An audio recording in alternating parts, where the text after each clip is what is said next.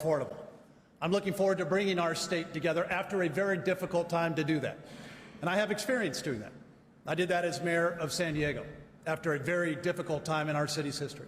I'm going to take that exact same approach. And I have experience in working with a majority Democrat legislature because I did it my entire tenure as mayor of San Diego. What do? You go out and you win the argument publicly. And then when you win the argument, you can get the vote. And I'm going to focus first and foremost on making California affordable. I put forward the largest tax cut in California history for our middle class because we need it, because our state's too expensive and Californians are leaving and voting with their feet. So if you believe like I do that it's time to make California more affordable, we can do it. Assemblyman, you're in the Assembly. You know how challenging it is to get Republican-led legislation through right now. What can you specifically actually make happen?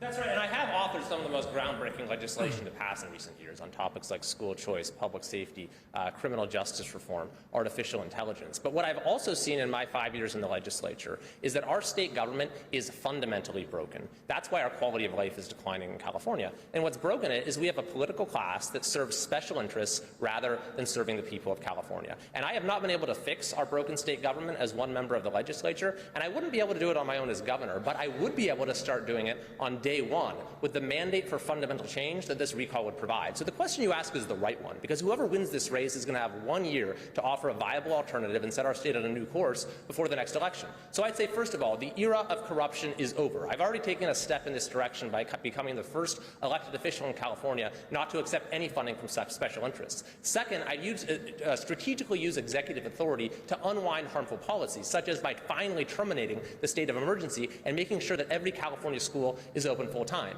But yes, to truly get fundamental change, you need to work with the legislature. And having spent 5 years in the legislature, I know that the one thing legislators respond to is political pressure, the fear of losing their job. And having just seen the governor lose his job, there will be a unique opportunity to bring fundamental reforms on issues like the cost of living, rising crime rates, and school choice. Congressman Ossie, what is something tangible and specific that you can actually get done? So the governor's got immense authorities within the agencies and departments of the state. First thing I'm going to do is I'm firing the guy that's preventing the construction of new water storage. Then I'm firing the guy that is trying to release, through regulatory changes, the prisoners who have been righteously convicted and have not yet served their terms. The State Board of Education, the governor has a number of appointees on there. That group controls the curriculum that is presented in our classrooms. I'm replacing the people that are there who are giving us all these foolish things that our kids don't need. We're going to focus on reading by the 3rd grade, history by the 6th, math by the 8th, and civics by the time they get out of high school. The governor also has immense authority in terms of the appointments to the PUC. I'm replacing the people who have given us power at 70 to 80% more than what our neighbors in Nevada or Arizona or elsewhere are paying. We're going to get back to addressing fundamental things that make a difference around the kitchen table. Thank you very much. To my colleague now, Christine Devine. Let's talk about the coronavirus. It is the issue of our time. The Delta variant is surging. I'm going to start with you, Mayor Faulconer.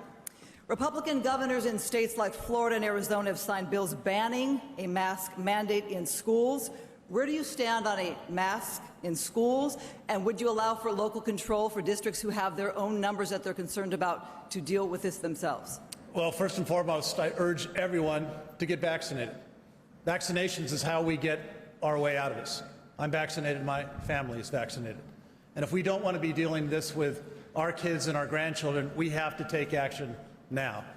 I want our schools fully reopened. I want our kids back in school. I want our teachers back in school. But I do not favor mandates. I favor educate. You're not going to mandate your way out of the coronavirus. I think people in California want to do the right thing. And for those that are still hesitant, we got to continue to provide that education, continue to show the benefits of what happens when you do get vaccinated. And so I believe that is absolutely the right way to go. Education first, not mandates. Would you ban a mask mandate in schools? I do not support a mask mandate in schools. Okay, thank you very much. We're going to go now to Mr. Cox. My question for you is, Governor Newsom issued a mandate for state employees and healthcare workers to show proof they've been vaccinated or take a weekly COVID test. Would you uphold that? No, I don't believe we should do that. First of all, there's a lot of people that have had COVID and have antibodies. They don't need the vaccine. They shouldn't get the vaccine. This disease is an awful one. I had it very early on, and it's not something you want to have, but it's 99.9% survivable by people who are in decent health, who aren't elderly. What we need to do is look at what other states have done. I mean, I compare California to Florida. I have two nephews that live in Orlando. They were able to go to school the whole time in front of a teacher. Kids in California were not given that privilege by Governor Newsom. Governor Newsom closed so many small businesses. I'm a small businessman. The big businesses were fine. Costco and Home Depot had just a good time, but small businesses were crushed. I don't think we should do mandates. I think the governor's COVID management was an absolute disaster. It resulted in far more danger and far more problems. He got slapped down in court, too, for closing the churches. Strip clubs and pot shops were deemed essential. I think it's really a problem when politicians and governments get involved in deciding what's essential and what's not. All right, we do know that the coronavirus is unpredictable, so my question now is to Congressman Ossie. The CDC came out last week recommending masks indoors in hotspots, even if you're vaccinated. Would you adopt CDC guidelines? Several Republican governors, Texas, Nebraska, are not. I think the government is engaged in a significant overreach of its authority in terms of imposing these things. I happen to have great faith in the ability of people to make decisions of their own, to assess the risk that they face, whether it be for their child in school or their workplace or where they shop. If you go to a store that says, please wear a mask, you have a decision to make. You can put on a mask and go in, or you have to respect the store owner's rights to control their own environment. I just think that government overreach has to stop. All right, this is not the last variant we're going to have. If we don't break this pattern of government overreach into our daily lives, then we're going to get stuck with this over and over and over. Let's have some faith in the people that are in our state or in our country. Now, my view here is that instead of giving people mandates, we need to give them options. Our legislature and our governor right now have said, you will do this, without giving people options. I'm for giving people options. Take your kid to a different school, shop somewhere else. I'm not in favor of a government overreach as defined by the CDC. Thank you for your answer. Assemblyman Kiley, this is to you. 20 million Californians are fully vaccinated. That is 53% of our state's population.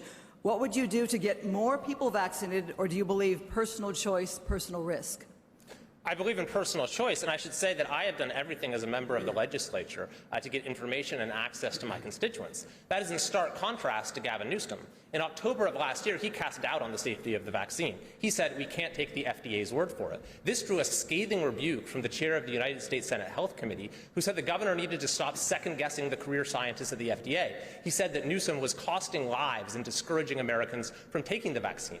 And then when it came time to actually roll out the vaccine in December, California had the slowest rollout of any state. For a time, we were 50th out of 50 in actually administering our doses. I had asked Newsom to call a special session of the legislature so we could be there to help, but he refused. He said he was going to do it on his own, and he blew it. You had seniors who were told they were eligible, would spend all day on the phone trying to get an appointment and couldn't get one. And this was at the time when it mattered most, when COVID was at its peak, when hospitalizations were at their peak, when deaths were at their peak. We undoubtedly could have saved lives if we had had a better government performance. We certainly would have done a lot more good than the hoopla with these vaccine lotteries and these steps we're taking towards mandates and passports. It is a perfect case study for the perversity of California politics, using bright lights and cash giveaways and state control as a mirage for a broken state government that fails to serve California in the most basic ways. We turn it now to the ambassador. Thank you, Christine. And this is a question for all the candidates, with Assemblyman Kiley to begin. The DEA, the Drug Enforcement Administration, reports that cartels from Mexico, South and Central America are the biggest drug threat to the United States. There's an avalanche of cocaine and deadly fentanyl that's coming into this country. And unfortunately, the DEA says that California is at the epicenter of the cartel's malign activity here in our state. There are parents today outside of this library in the parking lot who've lost children to fentanyl, and they're protesting and asking for relief from Sacramento. If elected governor, what would you do to stop this avalanche of drugs and stop the cartels from coming into our states? Thank you. Well, thank you. And it's a very important question. And I was just at an event for parents in my own district whose son tragically died of fentanyl late last year, who would have been a senior, would have just graduated from Whitney High School in Rockland. And this is an issue that is affecting more and more families throughout the state. So public awareness is a very big part of it. Obviously, a lot of the issues at the border exist on the federal level, but there are things that we can do at the state level as well. For example, laws like the sanctuary state absolutely need to be rolled back, which have gotten in the way of our law enforcement in order to keep folks who are dangerous to our communities out and to actually enforce the law and keep our communities safe. I'll also note that California has made changes to our drug laws that have been entirely counterproductive. I was a prosecutor before I ran for office. I was a deputy attorney general for the state, and I saw right before I ran in 2016 that recent changes to our criminal law were having a devastating impact on the safety of our communities. It's taken Gavin Newsom 5 years now with a pending recall to finally realize there is a problem and say that he's tough on crime. Prop 47, to take one example, has made it so you can't charge someone with a felony for even using Class A drugs. That's why we have open drug use on our streets. It's also why prosecutors no longer have the leverage to actually force offenders into drug treatment, so they're not given the tools they need in order to turn their lives around. It's a lose-lose. It hurts public safety and it hurts the offenders themselves, and we make far too many of those lose-lose choices in California. Congressman Ossie, what's your plan to take on the drug cartels and the gangs who are pushing fentanyl and cocaine to our kids? So one of the things that I bring to the table here is 23 years of experience following this issue. When I went to Congress, I didn't want to go on appropriations. I didn't want to go on Ways and Means. I wanted to go on the Drug Policy Subcommittee because that's who controls U.S. policy dealing with this situation. So this is not new to me. We are being overwhelmed by the illegal importation of all sorts of drugs. We are being overwhelmed by the production of these same drugs in our rural areas. We cannot try to solve this problem by lessening our attention to it. We have to increase funding at the state and federal level to those agencies that are charged with interdicting this flow of drugs. We have to set up a much more serious inspection regime at the border. We have to give our law enforcement people the antidotes for immediate application when they find somebody in the street who's suffering from fentanyl overdose or methamphetamines or what have you. And we must find a way to provide treatment for those who are suffering from drug addiction. Thank you. Mr. Cox, why is Sacramento getting this so wrong for California families right now? How would you fix it? Because Sacramento is all about politicians who talk, and they don't do anything. I've been a businessman for 40 years. I have to solve problems. If I don't solve problems, I'm out of business. And this issue about the drugs coming across our borders, and I might also add the human trafficking as well as the guns, is personal to me. I have a 16-year-old daughter. Last night, I was at her high school in an all-parent seminar talking about the incidence of drugs in her wonderful school. It affects everybody in every neighborhood. And if you don't think so, I hope you never have to find out. We need to stop the dithering. We need to solve this problem, as I think only a businessman would, go right to the heart of it.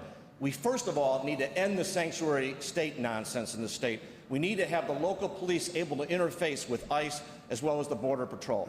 We absolutely need to build a wall along our southern border all the way. It's there in parts in San Diego, but it's got to be all the way across this border. We don't have these problems in Canada because they can enforce their law and they're not corrupt. But unfortunately, we have problems with our neighbor to the south. They can't run their country and interdict this stuff, and we got to make sure that we protect our children at all costs. Thank you, Mayor. You confronted this issue head on in San Diego. What's the first step you take as governor? As governor, I'm going to put victims first, and I'm going to put criminals in jail, as succinctly as I can put it. And the fact that we have a governor, ladies and gentlemen, that has enabled the defund the police movement, the fact that we have a governor that has supported lessening penalties in our criminal justice system. And we've seen, Ambassador, as you said, the results on the street. He changed from doing heroin and methamphetamine from a felony down to a misdemeanor when he supported Prop 47. And guess what else we're seeing? And I was in San Francisco just last week in front of a closed Walgreens. Why was that Walgreens closed along with 13 others? Because of rising crime. And that means that in those neighborhoods where those Walgreens were, those families can't get the groceries that they may have depended on, or our seniors can't get the medications that they wanted. I will take a very strong and firm approach because I've seen the disasters of these policies on the streets throughout this great state of ours. It's time to have a governor who is going to put victims first. And that will be a dramatically different approach than we're seeing in Sacramento today. Thank you, Ambassador. I want to ask you all about critical race theory. It has embroiled the California Education Board in controversy for 4 years as they struggle to define ethnic studies. Divided communities, it's outraged parents over indoctrination of their children. It's divided teachers from school administrations and teachers from parents and children from education. What is CRT? Is it a real issue for the California public schools? And if so, what has Gavin Newsom done wrong about it? And what would you do right about it? You alluded to it first, so I'll bring it back to you, Congressman Ossie. What would you do on your first day as governor? So the curriculum that's offered in our K-12 schools is dictated by the State Board of Education, on which the governor has multiple appointees. And then the school districts all have to comply with the options that come out of there. Each of those options today require a district to offer CRT, as it's known, in one form or another. I think it's very important to note that CRT is anti-merit, anti-objectivity, and anti-achievement. It introduces a totally different set of standards for measuring success. Those standards serve at cross purposes to undermine what we need to teach our children, right? Our children need to learn to read by the 3rd grade. They don't need to be given an excuse as to why they haven't learned to read by the 3rd grade. Our children need to learn math and civics by the 8th and the 12th grade. They need to not be given excuses that they can use to avoid responsibility for not learning that. I am opposed to CRT. It is anti-merit, anti-objective, and anti-achievement.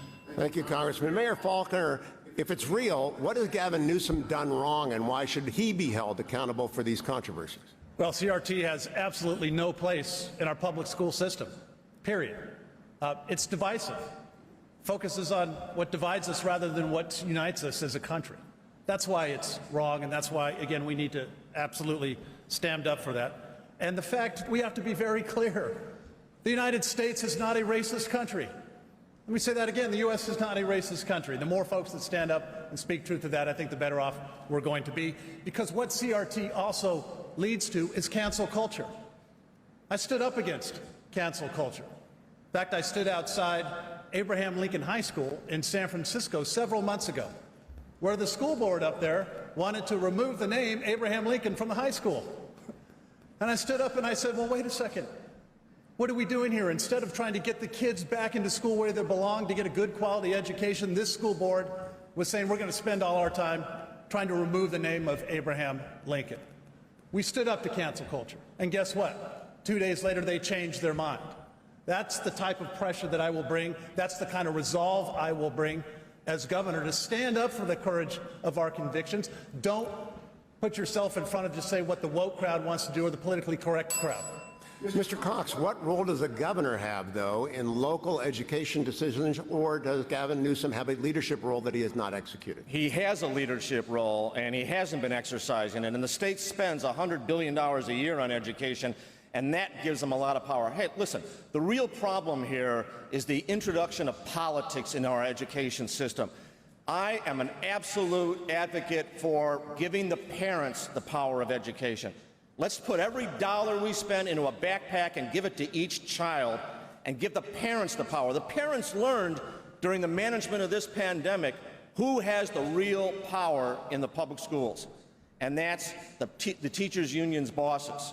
Not necessarily the teachers, the union bosses.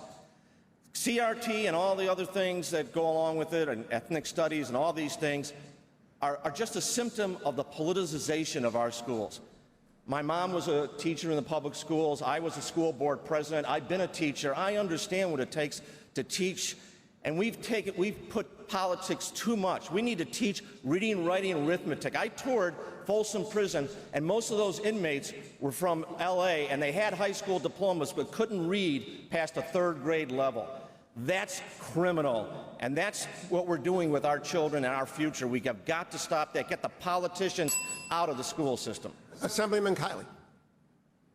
Well, the governor will make a decision if this bill passes the legislature on whether to sign or veto a bill to mandate the teaching of CRT, or as it's being called, ethnic studies, in every single high school as a graduation requirement, and I would certainly veto that bill. I spoke against it on the floor of the Assembly. But what's important to note is that just 2 years ago, Gavin Newsom was against this too. When the first edition of this curriculum came out, it was universally condemned. Newsom himself said it was offensive in so many ways, and it would never see the light of day. The California Legislative Jewish Caucus wrote a letter saying that the curriculum echoed the propaganda of the Nazi regime. We should have scrapped the whole thing then, but instead they made a few edits and are now seeking to impose it on every high school student in California. But I think the important point of CRT is that it's exposed a vacuum in our public education system. We don't truly teach civics in our schools anymore, at least not like we used to. Civics used to not just be some add-on to the curriculum, but it was the unifying thread of your education to empower you to prepare for citizenship, to be a productive member of society, to learn about the things that make America great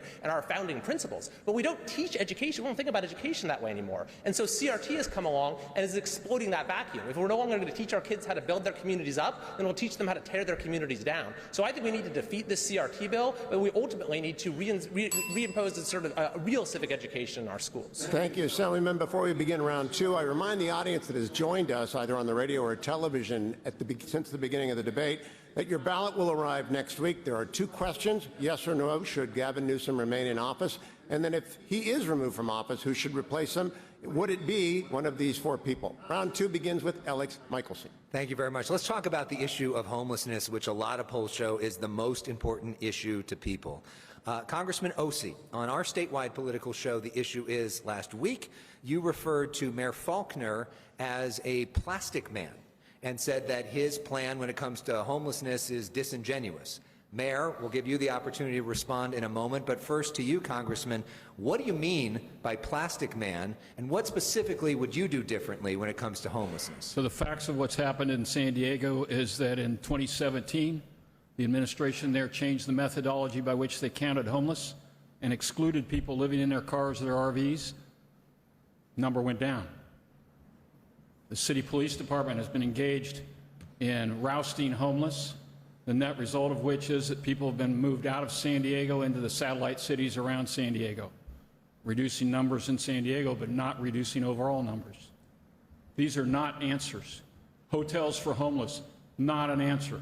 All it does is take somebody who's dying on the street and put them in a hotel room where they can die. You cannot advocate hotels for homeless without also mandatorily requiring treatment for the underlying drug illness or mental illness.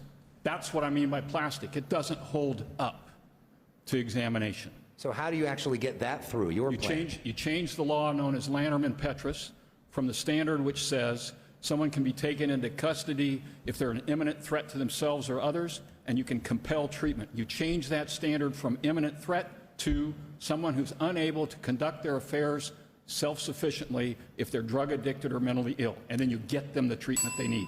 Mayor Faulkner, your response to being called plastic man, him saying you're kind of playing with the margins to change up the reality. Yeah, I think it's important to get to the facts, Alex, on particularly this issue, which is so incredibly important. The fact that it was proud in San Diego that we reduced homelessness by double digits, the only city, big city in California to do that.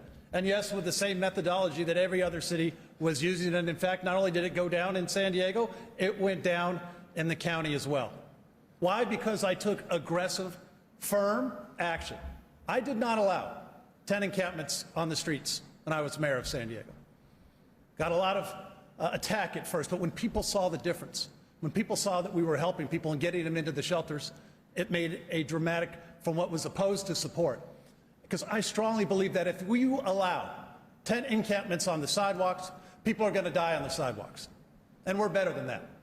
And so we set a very strong point of view in San Diego, as I said, not only reduced it, but made a real difference in the quality of life of our city. And I felt so strongly about that that I created a new division within the San Diego Police Department called the Neighborhood Policing Division. That became the #1 referral source to get folks off the streets and into the shelter system that we had set up. I am going to lead by example as governor and take that exact same firm approach. Mr. Cox, I know you sometimes have been critical of Mayor Faulkner as well. When you've talked about homeless, though, some of your words have been lost a little bit because you've traveled the state with a bear and traveled the state with a giant 8-foot thing of trash. And what do you say to critics who say some of those gimmicks are getting in the way of the serious message and the serious discussion? No, this is a serious issue, and that's why I did it, to draw attention to it, and it got a lot of attention. And let me tell you, this issue, I was just in San Diego. This issue illustrates the impotence of the career politicians that we have in leadership in this state, all across the state. I was in San Diego last week, and I drove down Imperial Boulevard, tents all over the place, people living on the street all over San Diego. And it's that way in Chico, it's that way in San Francisco, Los Angeles, everywhere. I proposed a specific set of goals, and they revolve around treatment. I'm a businessman. I need to solve the problem, and that's what we're going to do. We're going to, if we have to, we're going to force people to get into treatment. We're not just going to buy hotels. The city attorney in San Diego just sued, by the way, to avoid a couple of hotel deals where excessive prices were paid for hotels in San Diego. We have got to stop wasting money on this. We've got to do the smart thing, and that is get people in treatment, get conservatorships if we need to. Britney Spears didn't need a conservator. A lot of the people living on the streets do. And we've got to make sure that we build lower-cost housing. I can't emphasize enough, that's the #1 issue that I'm going to address, and we have to make sure people can afford a place to live. Assemblyman Kiley, a lot of what Mr. Cox is talking about cannot be done unilaterally by the governor. It requires a changing of the laws. I know when you were on the issue, you said you wanted to call a special session of the legislature, bring them all back and deal with issues like homelessness. What specifically would you want to see in terms of the budget? And if the legislature say, no, we're not going to work with you, what do you do? Well, it's the governor himself who has gotten in the way of a lot of cases. And I should say at the outset that, homelessness in California is a human tragedy and a national disgrace. We have more wealth in this state than all but 5 countries, and yet we have thousands of people dying on our streets. So I decided to do an audit of all the homelessness spending in California, because we keep spending more and more, and the problem keeps getting worse and worse. We have 9 times the unsheltered homeless population as the next closest state. My audit would have looked at where all the spending is going and why isn't it solving the problem. It got unanimous support on the Senate side of the audit committee, but the governor's administration testified against it, and we fell a single vote short on the assembly side. And so what's happened? We've simply continued spending more money, and the problems only continue to get worse. The nonpartisan legislative analyst said more spending will quickly dissipate because there is no strategy. The governor's own mental health czar, his top mental health advisor, said in an interview in March that homelessness in California is not a money problem, it's a leadership problem. So what would I do? I would bring a new strategy, and I would bring new leadership. Under the 9th Circuit decision, you can't ask people to move along and get off the streets if there's a place for them to go. So I'd make sure there's a shelter, there's a roof over their head, there's a place for them to go. But then I'd connect them with the needed services, substance abuse treatment, mental health counseling, job training, you name it. This isn't brain surgery. We can look at what's worked in other states, and we can do it here. All right, thank you very much. Now to my co-anchor, Christine. So we reached out to our voters, asked them to send us questions. We had way too many questions for the amount of time, so what we're going to do is just toss each of you a different question just to get to know you a little bit better. So we'll start with you, Congressman Ossie. It's about EDD fraud. Bruce Awashi asks, how do you clean up the EDD mess, perhaps $30 billion in fraudulent unemployment claims in these COVID times? Others say it takes them days to get on the phone to get help to get their checks. How do you correct things? So Elaine Howell did our report on EDD. It was routinely ignored by the governor. So this really does lay right at Governor Newsom's feet. I doubt if he's even read the report. 114 pages filled with recommendations. This is not rocket science. Every large and small business in the state of California has measures in place to prevent inappropriate payouts for false invoices and the like. Every single large and small business in this state has a practice, if they're successful, of answering the phone in a timely manner. Those are the 2 critical pieces to this. Let's figure out by going and looking at other entities that have large employee pools or large sales volumes. How do they prevent fraud? And let's incorporate those measures into the EDD process. And secondarily, just answer the damn phone, all right? Just answer the damn phone. That's a soundbite right there. All right, thank you. Mayor Faulkner, the question for you is crime. We all know that shootings are up, homicides as well. Susan Nelson asks about Prop 47. It changed a number of felonies to misdemeanors, basically theft under $950 to a misdemeanor. Voters approved that, though, in 2014. So what would you do about crime? We're ready to overturn that. Every California family deserves to be safe, to feel safe, and to have a safe neighborhood. That is not the reality under Gavin Newsom's California. As you rightfully point out, crime right now, violent crime is at a 13-year high. Murders are up 30%. And yet we have a governor who doesn't seem to think that it's a problem, won't talk about it. We have a governor who comes out and supports defunding the police movement. I stood up to the defund the police movement. I had hundreds of protesters out in front of my house this past summer, yelling at me, yelling at my family, every name in the book. Defund the police. I said no. I said the longer that they were out there, it would only strengthen my resolve to do the right thing. I didn't defund the police budget in San Diego, I increased it. I increased it because if we want safe neighborhoods, if we want the best and brightest men and women who wear that badge, protecting us day and night, we better darn well give them the tools, the training, and the support to be successful. That's the approach that I will take as governor, and work to strengthen those laws that this governor has worked to weaken. He's wrong. Californians know he's wrong. That's why he's going to get recalled. All right, thank you. This is to Assemblyman Kiley. The question is about immigration. Carmen Perez would like to know your policy on the border and immigration. And another question came in, would you send the National Guard to our border, our southern border?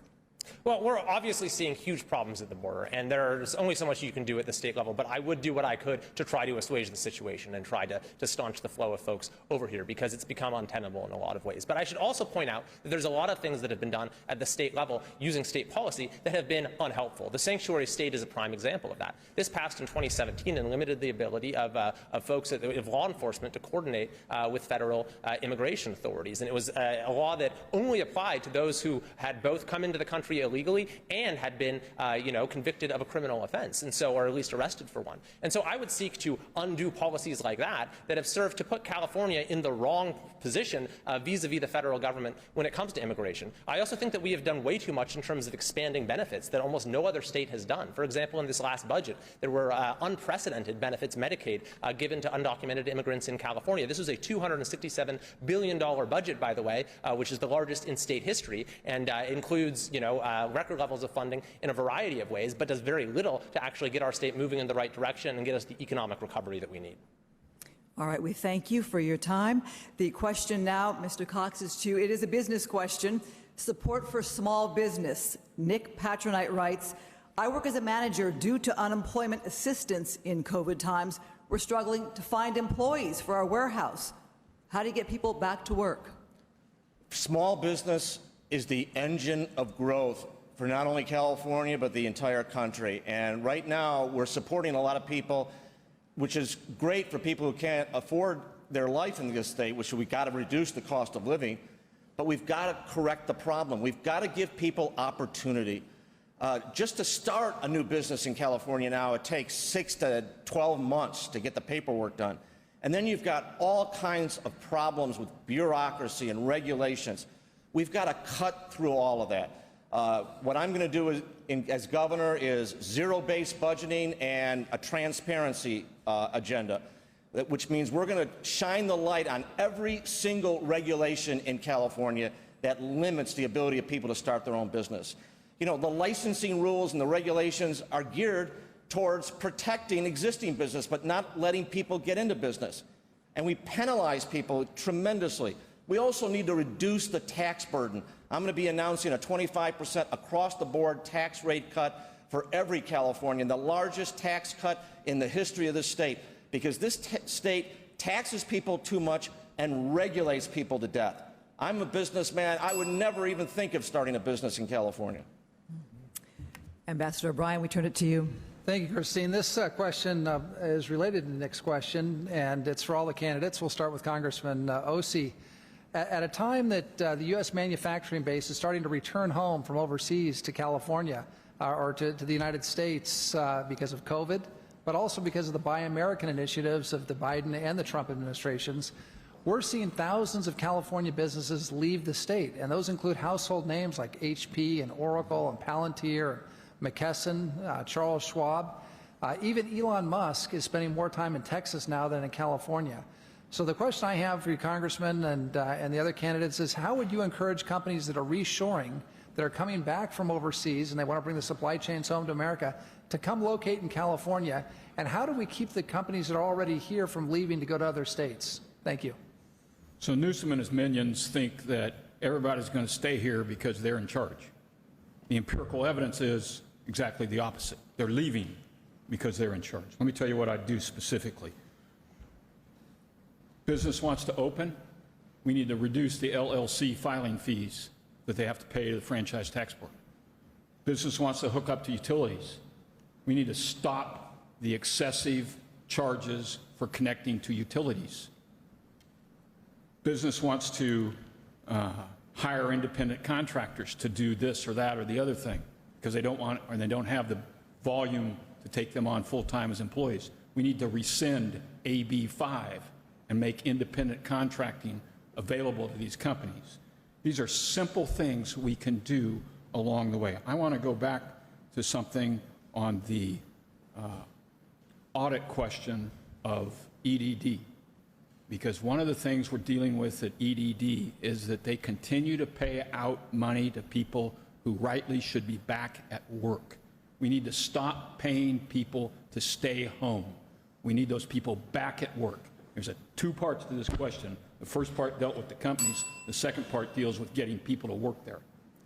Thank you. Assemblyman Kiley, we've got a legislature that hasn't done some of these basic things that the congressman just outlined.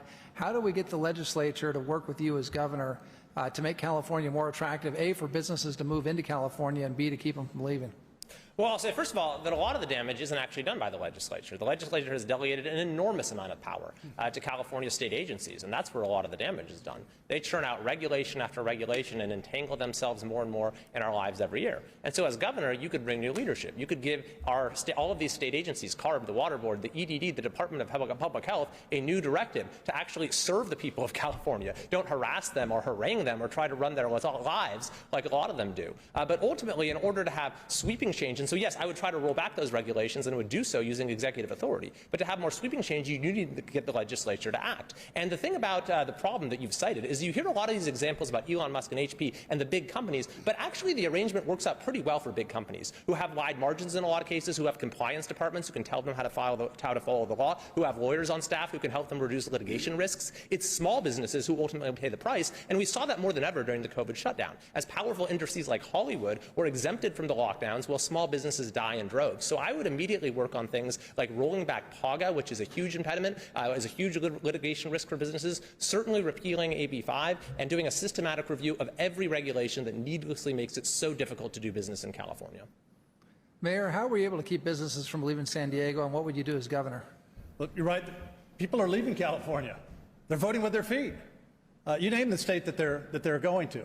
Let me ask the audience a question. Raise your hand if you know somebody who's thinking of leaving California. I'm not surprised to see that. That's the reality. And the reality is that we have a governor who doesn't seem to think that it's a problem, because people are voting with their feet. And for the first time, we lost population last year. We lost a congressional seat, of course, because of these terrible policies. And so rather than helping to make it easier to start a business or to make it more affordable for a family to actually stay, live, and retire in California, we have a governor and a legislature whose sole solution for virtually any problem is they want to raise taxes and send more money to Sacramento. Voters said no this past cycle when they came out with the largest commercial property tax increase in the history of California. And the reason the Californians said no is because we've gotten to that point that says enough's enough. You can't keep putting the burden on small businesses. It's crushing our families. It's crushing so many entrepreneurs that we are so proud of here in California. So I will have a vastly different approach to support our businesses, stand up for doing the right thing, not moving forward with any of the tax increases that this governor and legislature continue to want to foist on California. Thank you. Mr. Cox, you're a successful businessman. What would you do in your first year as governor, or the year that you've got left in the term as governor, to change the situation and change it quickly? Well, this is the problem in California. We got businesses leaving left and right. And it's because we put career politicians, celebrity, and insiders in control of the state. A lot of states around the country, red and blue, have elected businessmen and women as their governors, and they're the most popular governors in the country because they focus on the problem and they focus on solutions. So what are we going to do? First of all, we're going to fix the housing crisis in the state. A lot of businesses have told me they're leaving because their employees can't afford to live in this state, and it drives up their costs and it drives up their salaries. We're going to cut taxes, as I just talked about. We're also going to talk about changing our legal system. The loser pays. Texas has done that, and Texas is getting a whole lot of our businesses every single day. We've also got to make sure that we deliver water and electricity. I've talked to businesses that rely on electricity.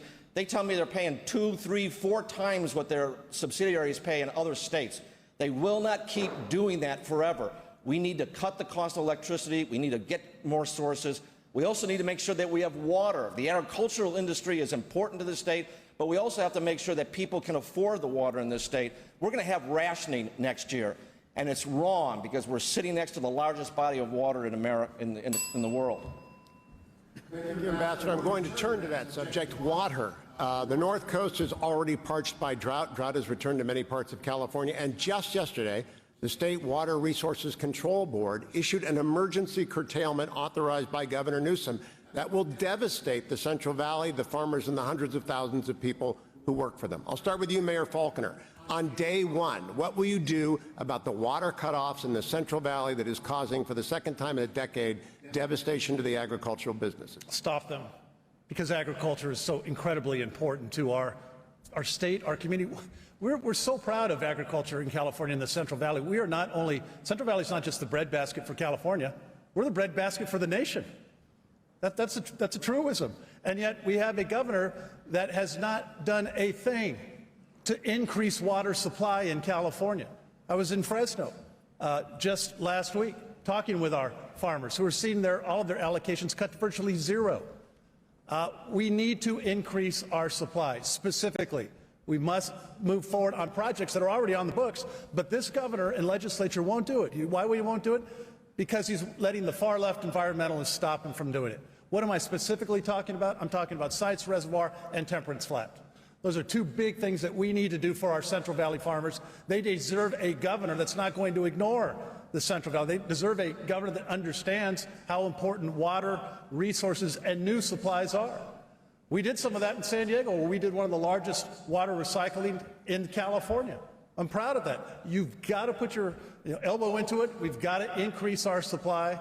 If we don't, why do we expect anything to be different year after year when we have drought conditions? We have to have a governor that's going to stand up for farmers. Mr. Cox, what will you do about the emergency curtailment order yesterday for the Central Valley farmers and the, again, hundreds of thousands of people who work for them? I would countermand it, and I'd immediately talk about getting us more water. Again, this is the politicians and celebrities, insiders that we've had running this state into the ground. We're sitting next to the largest body of water in the world, the Pacific Ocean. Israel has turned a desert into an agricultural paradise. And why? Because they've done desalination, and they've done it at a fraction of the cost of what we have done in California. We have underinvested. The California Water Project was a miracle. It turned this wonderful Central Valley into the fruit basket of the world. We produce 85% of the eating oranges. We have more dairy than Vermont and Wisconsin combined. We have more cattle than Texas. We need to make sure that we have water for the future, as well as for the people that are here. We need water every single day. It's the staff of life. So we have terrifically underinvested. And why? Because we've listened to the insiders. I'm an outsider. I'm not a politician. I'm not beholden to these groups. I'm going to talk to the people of this state about common sense solutions. And that means desalination. That means building more storage. That means building more recycling. That does not mean cutting allocations to our farmers or our people. Assemblyman Kiley, does the rest of the state even understand the agricultural devastation brought about either on the North Coast or in the Central Valley by water cutoffs? Well, a lot of folks probably don't, see the immediate impact of it, but certainly will experience the ultimate impact of it because we rely on our farmers for our food supply. And so we absolutely cannot have them be the first to have to face rationing and cutbacks whenever we hit these dry spells. So, to answer your immediate question, yes, I would seek to roll that back in any way I could and to put our farmers as our first priority rather than always being our last priority. But yes, the long-term solution ultimately is to recognize that this is a political choice we have made. The governor's own agriculture secretary said that the reason for these cutbacks was Mother Nature and climate change. That is not true. The reason we're facing these cutbacks is because of political choices that we have made. Rationing and cutbacks and scarcity, those are political choices when we know full well that endemic to our climate are periods of wetness and dryness. We used to do things differently. We built the State Water Project back in the 1960s. The world hasn't seen anything like it. It was a marvel of engineering, but then we rested on our laurels, and we haven't expanded capacity in any significant way since. So I actually am authoring an Assembly constitutional amendment that will dedicate a fixed portion of the general fund every year to water storage projects. Temperance Flat, Sites Reservoir, there's a low-hanging fruit like raising the water level at San Luis and Shafta. We can have an affordable supply of water and one that is sustainable, and we can embrace abundance rather than scarcity. Congressman Ossie, with apologies to Oklahoma, can the farmer and the environmentalist be friends? Can you actually serve both of those communities of interest when it comes to water and the Delta? So there's one farmer in this race. One. That's me. My sisters and I raise 1,000 acres of rice. Water is not theoretical to me. All right? It's not theoretical. These fellas, they know the story. They don't know the reality. We need to increase supply. If we increase supply, it benefits not only farmers, but also cities and the environmental community. We need to increase supply by going back to the projects I first advocated for when I was in Congress in 1999, which is the Sites Reservoir. We need to build on that in Temperance Flat. We need to go beyond that, though. We need to go to the Modesto Irrigation District. We need to go to the Fresno Wastewater Treatment Plant. We need to go to the Sacramento Wastewater Treatment Plant. We need to go to every single wastewater treatment plant and figure out how to provide funding for them to pair up with farmers to process water to a sufficient cleanliness so that we can use it on our crops. This is not, again, this is not theoretical. If you're a farmer, these guys are they all know the story. I live it, all right? I live this issue. I'm your guy if water's your issue. Before we begin round three, I want to remind those viewers and listeners who have just joined us, we're at the Richard Nixon Library in Yorba Linda. It is the first California recall debate. Channel 11 is carrying it, Fox LA live, as is their sister affiliate in San Francisco and the Salem Radio Network. To Alex Michelson for round three. Alex?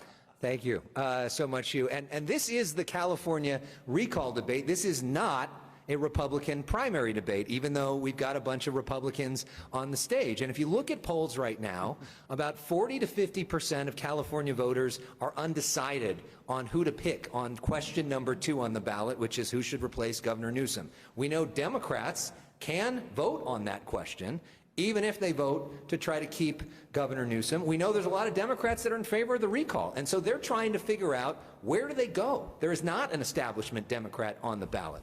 And so I want to ask some questions that are important to Democrats to get your take on them. And Assemblyman Kiley, let's start with you. If Senator Feinstein were to retire next year, you would be in charge of appointing her replacement. If you picked a Republican, the Republicans would get control of the United States Senate.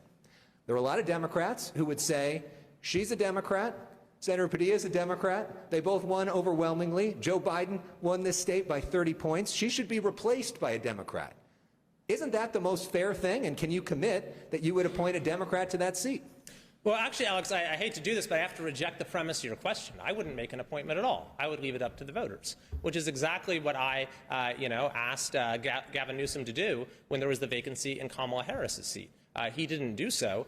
He appointed Alex Padilla, who had a very fraught history in his tenure as Secretary of State. And so the voters of California were deprived of choosing their state senator, one of the most important offices in the entire country. As a matter of fact, what the governor did was of questionable legality. I actually got a legal opinion from our legislative counsel's office saying that no, Gavin Newsom's appointee cannot be, or Gavin Newsom cannot serve the remainder of Kamala Harris's term. Before the term expires, there needs to be an elected senator. And so now it's almost like farce. There's a bill that's going through the state legislature, and what it's doing is you're going to have 2 elections for the same office on your ballot next year for a United States senator. There's going to be 1 election for who's going to serve the next 6-year term, and then there's another election for who's going to serve like the last month of the existing term. So this is all too typical of what happens in our state capital, is we try to shut voters out in every way possible, and so here they solve the constitutional problem in the least democratic way imaginable. That's what ultimately this recall is about, is returning power to the people of California. All right, very interesting. Mayor Faulkner,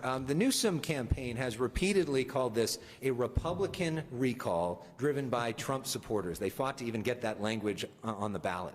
They did. I'm wondering, for you, we know that you supported President Trump in 2016 and 2020. After January 6, are you still a Trump supporter? Do you welcome his endorsement, and would you want him to come campaign for you? Well, look, first and foremost, what happened on January 6th was abhorrent to our country.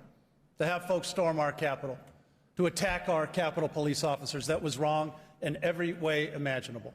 We want to have those folks held accountable, and I think that's incredibly important. And I will tell you, Alex, when it comes, I think you hit the nail on the head, by the way. What Gavin Newsom wants to do is make this all about Republican or Donald Trump. What he doesn't want people to do is talk about his failed record and what's not happening here in California. And I've been very, very upfront about it's not about partisanship right now, it's about leadership.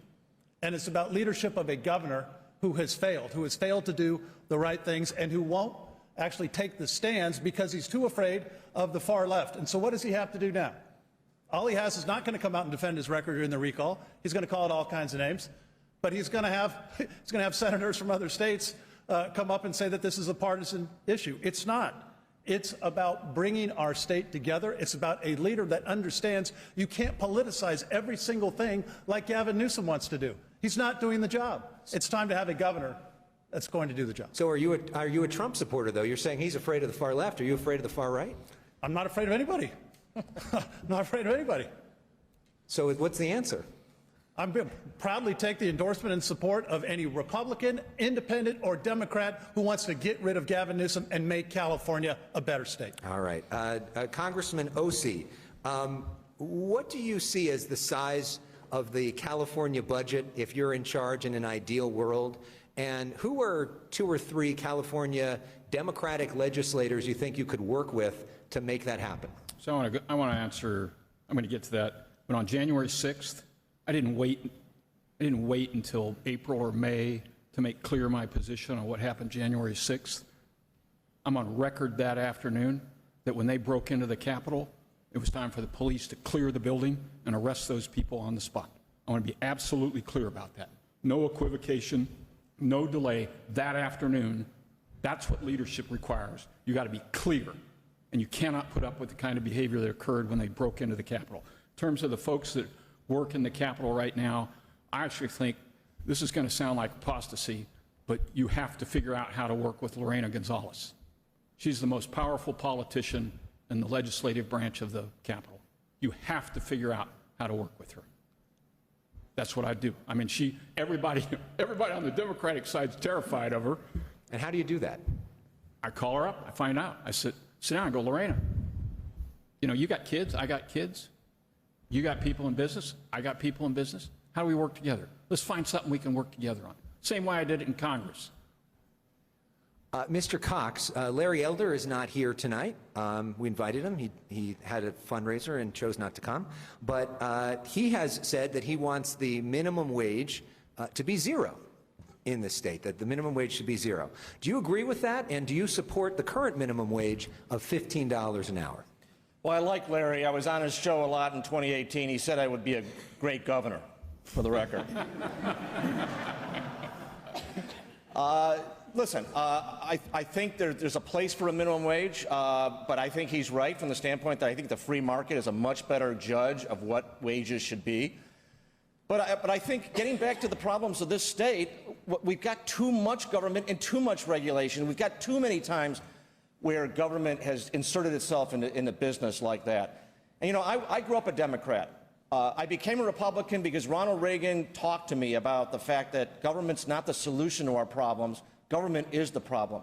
So my message to the Democrats and independents, and by the way, many, thousands of them signed this recall petition. Let me make that clear. They want a state that works. They want this state fixed. We have elected celebrities and career politicians and insiders for so long. We have not elected a business person who spent a career. I started with nothing, and I built a business that's highly successful. I did it by solving problems every single day. I don't care if it's a Democrat problem or a Democrat answer or a Republican answer. We've got to come together and unite and solve these problems. So what should the minimum wage be? You know, that's a question. Right now, it's what, $12 an hour. Up to 15. I think it should be gauged versus other states. But I'd like to see the real true minimum wage. I agree with Larry. It should be zero. It should be set between the employer and the employee. All right. Thank you, sir. Christine. All right, so we are all here because we love California. Our friends are here, our families are here. This is a question about preserving our neighborhoods at the same time. Assemblyman Kiley, this is to you. Linda Merkins is a voter who asks, how do you preserve single-family neighborhoods but still increase housing opportunities? Well, it's a great question because housing is maybe the core issue as to why the American dream is falling apart in California. There was a recent survey that showed that 2/3 of Californians believe that kids growing up in our state today will be worse off than their parents. And it's why more and more people are packing up U-Hauls in order to avoid that fate.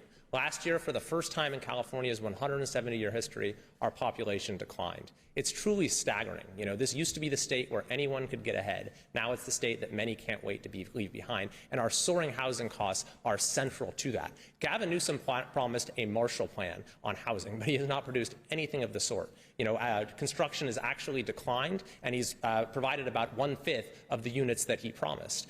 All the while, we now have a median house price in California that's over $750,000. That's up 20% just in the last year. And so you can get a good job after college, work hard, do everything right, and you not be able to afford a down payment on your home until you're in your 40s. So it's very important to preserve single-family neighborhoods and to allow for local flexibility and local autonomy. But there are simple steps that we could take to increase the supply of housing. We could certainly streamline the permitting process. We could eliminate all of the fees and costs that can be on average $150,000. We can reform CEQA and other litigation traps and do what other states do, where they get projects right off the ground without delay.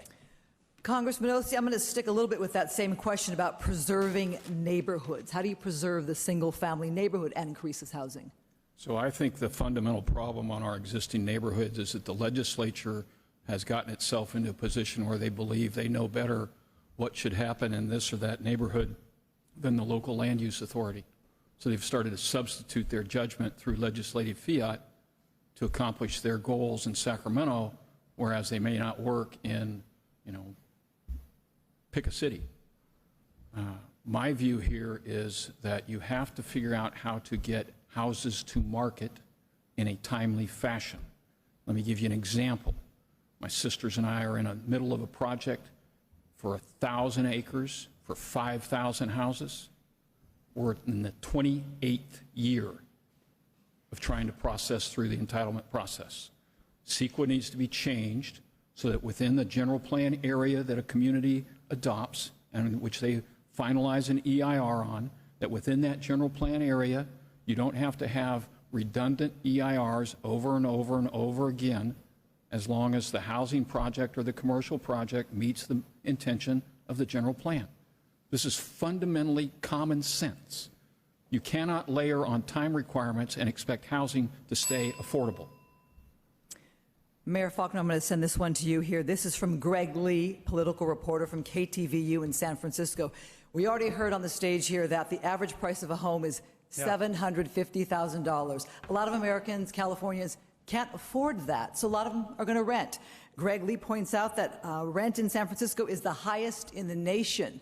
What do you do about that? It is too expensive, as we talked about earlier, and Californians are leaving and voting with their feet.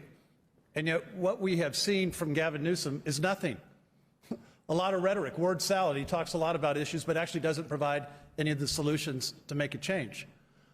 It's time for a governor who's actually going to put proposals forward. In San Diego, as mayor, because of all of these regulations, we had to go through a process to do a citywide EIR for 1 year, but we did it for complete communities with one goal. How do we make it easier, faster, more efficient to do what? To actually get units constructed. And now you can do that in San Diego by going over the counter. And we said very clearly, here's where you want the growth and development along our major transit corridors. And just as importantly, here's where you don't, in our single family neighborhoods. And let me just be very direct. When we see some of these pieces of legislation that want to eliminate single family zoning in California, that's wrong. I will veto that.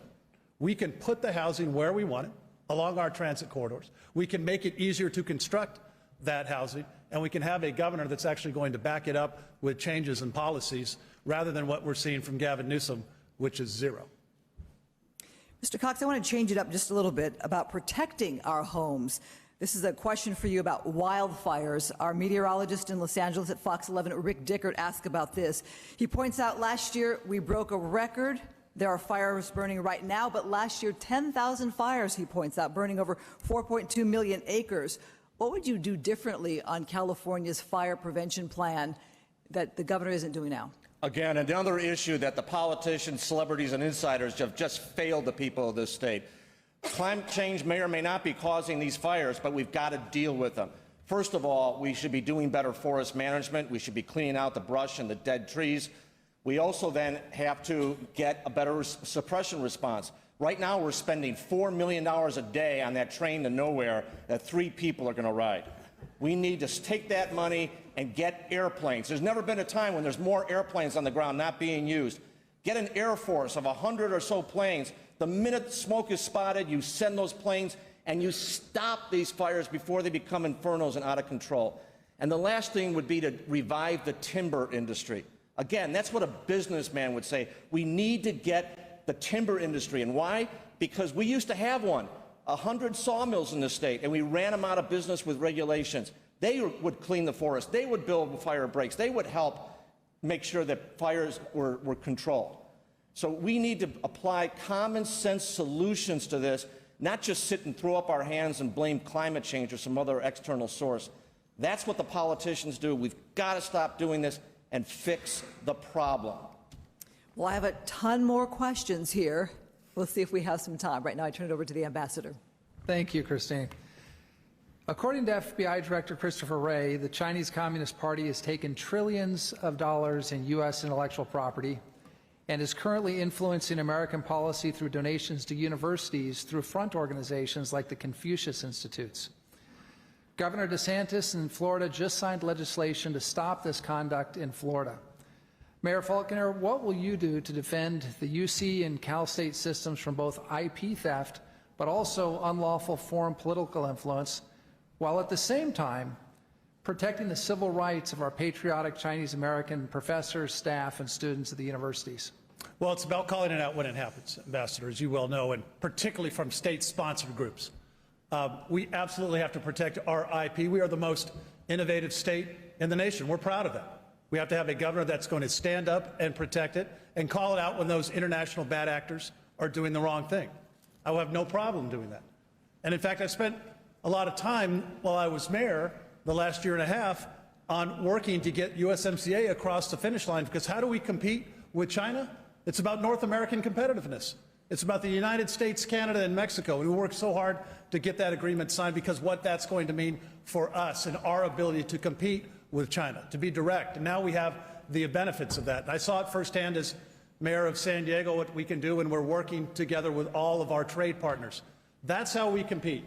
We strengthen the rules that allow our small businesses and prime companies to do what they need to do, and we take a firm stand when the bad actors come out and do the right, and don't be afraid to call them out on it. That's, I think, the most important thing. Thank you. Mr. Cox, what do you say about the Confucius Institutes and this foreign political influence on our university students coming from the Chinese and other foreign governments? Well, we need to deal with the Communist Chinese Party, and there's no question about it. It's an unaccountable party that controls that country, that feels it's going to control dissent. It censors its people. It tries to control the economy. In other words, it's kind of like Sacramento. We've got to stand up to this. Listen, we want to have a great relationship with every country in the world, but we also have to protect what our businesses have generated in this country. And as the mayor said, California is one of the leaders in developing intellectual property and developing business methods. It's not just intellectual property, it's business methods and markets. We need to make sure that we produce in this country. That's vitally important. We found that out during the pandemic when we found out that we didn't make enough ventilators, we didn't have enough supplies for testing and other things in the pandemic. We need to make sure that we stop chasing business out of the state. That's what the politicians and celebrities and insiders who have controlled this state for too long had been doing to business, not just in California, but around the country. We need to make sure that we have people that are accountable and that we stand up for our business interests. Thanks. Congressman Ossie, what do we do to protect the UC system and the Cal State system, the gems of our educational program in California? It's what's made our state so great, so competitive. It's why so many innovators live here and come here to study. How do we protect those universities from IP theft and malign activity? This is actually one of the most interesting questions that our country faces right now. It's not the UC thing I'll get to. CCP, as you know, is engaged in a systematic effort to steal our IP. It's been going on for at least 30 years. They started in agriculture.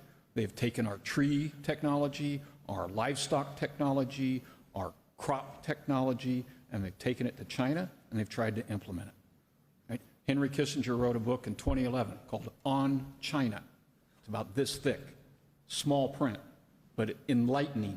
I commend it to you to read if you want to know what the Chinese are up to. In terms of the UC and CSU system, in terms of protecting the ability to continue with the IP, we need to have a very, very strong standard for who ends up owning the IP that comes out. I'm not sure that's a state or a federal issue. I would prefer it be a federal thing for all universities across the country, but we can do it here if we have to, and I would support it. We are at war with China. We're not shooting bullets yet, but we are at war with China. You need to understand that. Senator Kiley, one of the things that the governor in Florida has done is he said that state universities in Florida cannot contract and cannot enter into agreements across a whole wide variety of areas with China, with Russia, with Cuba, with Venezuela, with Syria, with Iran.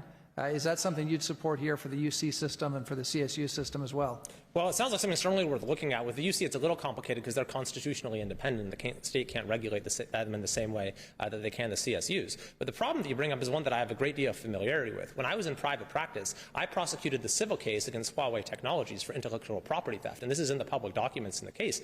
They had stolen this smartphone testing robot from the lab of our client, and then, basically tried to steal the IP. And the Wall Street Journal, in a front-page article a couple years ago, cited our case as the basis for the federal action that followed against Huawei Technology. And so it is a very serious issue, and we need aggressive action of this on the federal level as well as where appropriate at the state level. I'll also add, by the way, that the threats to intellectual property in California don't just come from China. They come from our state legislature as well. I'm on the Judiciary Committee, and I see bills every year that erode intellectual property protections because they're trial lawyer-backed bills that seek to create new ways to sue people. This is just one of the many reasons that California is routinely rated the top judicial hellhole in the United States. But on the issue of universities, at the end of the day, I think what we need at our universities is to have a culture of free and open debate instead of them being sort of the sites of censorship that they've become. My first piece of legislation was a resolution to protect freedom of speech at our colleges and universities. It passed the legislature unanimously, but we've only seen backsliding since.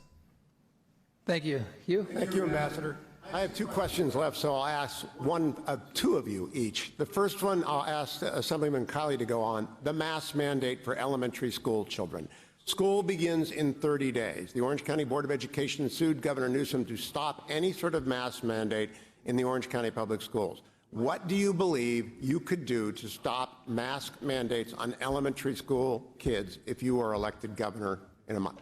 Well, I'm 100% against a mask mandate at the state level. California is one of only a handful of states that has one, and I think that a lot of the authority to impose that stems from the state of emergency. So I would terminate the state of emergency on day one. Parents know what is best for their kids. They should be making these decisions for themselves. But I'll say as a broader point that California, as I mentioned, is one of only a handful of states that still has this policy. And we've been a national outlier throughout the COVID era. Of all the 50 states, we had the harshest lockdowns. Of all the 50 states, we had the longest school closures. We were the last to open just about everything. And so to make the case that California got it right, you also have to make the case that all 49 other states got it wrong. And that's a case that simply cannot be made on the basis of the data. When you look at education, our kids have fared worse here than anywhere. We've done more harm to them, including lowering their life expectancy, according to the Journal of the American Medical Association. Our unemployment rate has been the second highest in the country throughout the COVID era, and our public health outcomes have actually been among the worst as well when you measure excess mortality. If our excess mortality rate were even on par with the national average, thousands more Californians would be alive today. So I think that the lessons that we need to draw from this, which this governor clearly has not drawn, is that states that took a different approach, that followed the science, that took a balanced approach, and that trusted their citizens did a lot better, and I would learn from them and have that model here in California as governor. Thank you, Assemblyman. Mayor Faulkner, in the very first round of questions tonight, Christine asked you about mask mandates, and you said you don't support them. Governor Pete Wilson, good friend of the Nixon Library, has told me repeatedly the California Constitution empowers the governor with extraordinary emergency powers. Would you use those powers to mandate that there be no masks required in any public school of elementary schools in California if you win the recall? Well, I will tell you, I was just like the Assemblyman here, strongly oppose mask mandates in public schools. Our parents are the right ones to make the choices for our kids. And to see what this governor has continued to do with the mandate approach is the wrong approach. And it's time and time again, it's not just on what we're seeing right now, but it's also when we went through last year, open and close, open and close. We had businesses in California that were open and closed 5 and 6 different times. We had a governor that started, remember, whether it was case rates, then it went to color-coded charts, remember those? Then it went to geographic regions that were as big as like the entire state.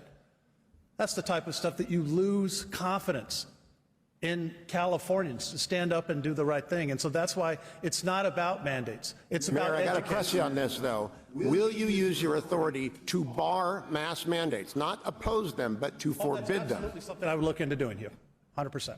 Look into doing or Yes. do? Do. Now I want to switch to homelessness for Congressman Ossie and John Cox. Federal District Court Judge David Carter issued an order in May that took authority over homeless spending and programs away from the County of Los Angeles and the City of Los Angeles, citing massive dysfunction that resulted in more than 60,000 people on the streets in Los Angeles. Now we have the Ninth Circuit considering Judge Carter's order, which has been appealed by both the county and the city. Do you want the Ninth Circuit to uphold the judge's order, which essentially strips the city and the county of authority over their own homeless programs and budget? Mr. Cox. Well, I'm afraid of the Ninth Circuit most of the time, but I don't necessarily want them to take away local control, but I want Los Angeles to do something about their homeless problem, and that's the problem here. They passed a huge tax increase, as we know, and the money wasn't spent. I met with a gentleman in the real estate business who told me that he had been asked by Mayor Garcetti to actually handle it, and he told me that most of the money hadn't been spent. And you know why? Because the cost of building was outrageous. They were getting quotes of $500,000, $600,000 a door to build homeless units. I build in Indiana for $100,000 a door, and it's not the land cost, it's the regulations and the cost of building. What we've got to do is solve the problem again, and that means we've got to attack the cost of building in the state. We've got to get approvals faster, we've got to reduce the mandates, we've got to reduce the litigation, we've got to speed up the approvals, and then we've got to have the people demand that their officials use the money wisely. I'll tell you what, when I'm the governor of this state, we're going to go after every jurisdiction in California that wastes money. We're going to have full transparency and audits of every agency in every city. Congressman O.C., the Ninth Circuit is a lot better after President Trump added a number of its appointees. Judge Carter has taken the authority and the money away from the city and county of Los Angeles. The Ninth Circuit is considering whether to leave it with Judge Carter or give it back to the city and county of Los Angeles. What do you want the Ninth Circuit to do?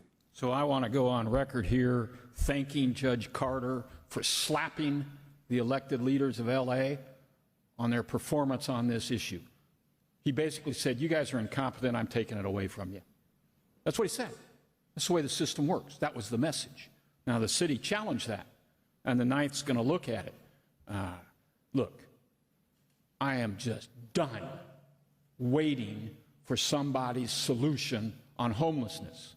75 to 80% of these people are either drug addicted or mentally ill. There's no shortage of funds at the state or local level. Did you know that currently in the state today, there are 41 separate programs across 9 separate agencies spending $4 billion in the fiscal year ended June 30th to deal with homelessness, and the number just keeps going up. And now Governor Newsom says he's going to triple down on that and make no changes to the approach. Judge Carter did the right thing. He called them out. I'm calling them out today. What we're doing isn't working. We need to change. We need to get treatment for the drug addicted. We need to get treatment for the mentally ill. We need to stop calling failure success and face the facts. We have less than 10 minutes left in the debate, so the last round of questions will go to Alex Michelson and perhaps time for a closing statement. Alex? All right, Mr. Cox, as governor, you control appointments. You get a lot of chances to hire and fire people. Who stays and who goes? Who are you looking to fire? Well, considering the way this government is run, that's a very there's no shortage of people to deal with there. You know, the first thing I'll do as the governor is order an audit of every agency, as well as an evaluation of its worth and its beginnings, as well as what it's actually doing. Caltrans would be one of the first I'd look at. That agency is so mismanaged. It costs twice as much to build a road in California as it does in Texas. That's outrageous, and we all know we're paying the most outrageous gas taxes in the country. That's got to change. We know how bad the EDD is. I mean, that agency should be completely audited, and that management should go. The DMV is another ridiculously managed organization. Many years ago, I lived in Florida. I got my driver's license in 15 minutes. When I came to California 20 years ago or so, it took me 3 hours. 3 hours to get my driver's license. The management of that agency, and I could go on and on. We are going to have, as I would with any business that I turned around, look at every single agency and the management. Mayor Faulconer, this question from our colleague Carla Marinucci from Politico. As governor, you have the power to reverse the Governor Newsom's first-in-the-nation move to expand Medi-Cal to undocumented immigrants that are elderly. Would you do so? Yeah, that's the wrong approach that the governor took. 100%. We're a very welcoming state. We take care of people. We provide emergency services. But as we continue to layer on cost after cost, you are taking what was meant to be insurance programs and turning them into welfare programs. That's unsustainable. We can't do that. We're kind-hearted in California, but we have to say, here's what we're going to do and here's what we're not going to do. Let me also get back to that last question because I feel very strongly about that. It's time for a whole new team of people in California at all of our agencies. On day one, I will bring in a whole new team of women and men who believe like I do about the reforms and the changes that we need to do. The governor actually has about 4,000 appointments. So the folks out there who want to serve our state, now's your time because we're going to need you. On my very first day as mayor of San Diego, I brought in the first female police chief in the history of San Diego, Chief Shelley Zimmerman, because we had a problem with some very few officers in our department, but we needed leadership and change at the top. I understand how incredibly important that is to the culture, to have men and women that are going to put their all into it, are going to be reform-minded. That's what we need to do at the state of California, and I will do that on day one. Assemblyman, you are an attorney. As governor, you would have the ability to appoint judges, which are so important to policy in this state. What is your judicial philosophy, and what does a judge look like that you're appointing? Well, I appoint judges that would uphold the Constitution and would set the parameters for our politics, that would not seek to, participate in our politics. I've gotten a little experience in the courts this last year plus when Assemblymember James Gallagher and I took Governor Newsom to court for abusing his emergency powers. We had seen very early, in the very early stages of COVID-19, that he was using executive powers, emergency powers, in a way that our Constitution does not envision, to actually make policy, to usurp the role of the legislative branch. So we took him to court in June of last year. We represented ourselves, actually, as attorneys, and we won a trial in Sutter County last November, and we're now seeking review by the California Supreme Court in order to uphold a very important principle, which is that we have a separation of powers, we have the rule of law, we have the Constitution, we have checks and balances, and even in an emergency, especially in an emergency, we need to have a representative government. And so we're hoping to get a ruling for the California Supreme Court that will be a very important precedent, that we will never have one-man rule in California again, and I will certainly look to appoint justices, whether at the Supreme Court level or throughout our judiciary, who will be of that mind. Congressman Ossie, as governor, you have the power to declare states of emergency. Are there any states of emergency that you would declare in that job? I think the governor's power in this aspect needs to be constrained. I would go to the legislature and voluntarily ask them to put a time limit on the duration of whatever whatever emergency period I might otherwise need to declare prospectively. That's the problem we're dealing with right now, is that there's no time limit on the current California Emergency Management Act that the governor is exercising all of this authority from. So that would be step one.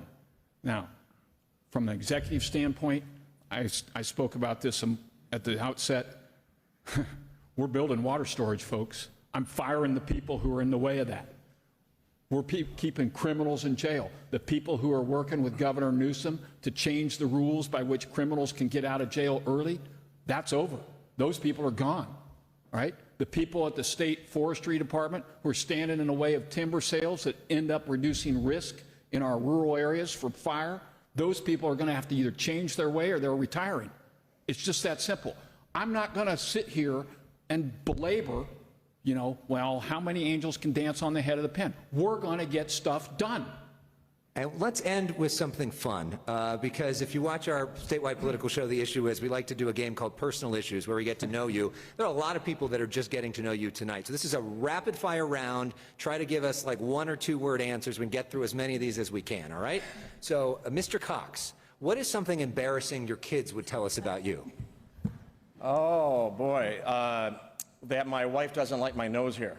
Okay. Too much information. Mayor Faulkner, when you're not working, what are you doing for fun? I love to cycle when I have the time, and I've been a big supporter of the Challenged Athletes Foundation. A shout out to everybody who's watching. They're training for their big ride from San Francisco to San Diego, raising funds for challenged athletes. I love to get out on the bike. Ambassador Kiley, what's your favorite restaurant in California? Did I get promoted? Oh, sorry. I'm sorry. Assemblyman Kiley. Who knows? Maybe one day. Maybe one day. Maybe I'll do that at some point. Yeah. I would go with Frank Fat's. It's close to the Capitol, but there's actually 2 offshoots of it in my district. Unbelievably good Chinese food. You didn't say French Laundry. Never been. Apparently, I'm one of the few politicians in California who hasn't. Congressman Ossie, do you have any hidden talents? Yeah. It's the same talent I wear on my sleeve. I get things done. Okay. Very nice. Thank you, Alex. We are out of time, unfortunately, and the dreaded closing statements will not be closing the debate. I do, however, want to thank each of our candidates tonight, John Cox, Kevin Faulkner, Kevin Kiley, and Doug Ossie, for joining us. I also want to thank Ambassador Robert O'Brien for joining us as he co-chairs the Nixon Seminar. We appreciate that greatly, Robert. I'd also ask people who would like additional information on the Nixon Foundation to visit it at nixonfoundation.org or at nixonseminar.com. And my special thanks to Channel 11 and our colleagues Alex Michelson and Christine Devine. Thank you both. We just want to say thank you for having us, and to our viewers here. If you've never been here to the Nixon Library Museum, it is worth coming out here with yourself and your families. It's a beautiful property and a beautiful piece of our history here in California. This recall election is something Very interesting during our times. This is the second recall election ever in our state. We thank you for watching, and keep in mind that you'll have the 2 issues on the ballot when you get that in the mail, voters.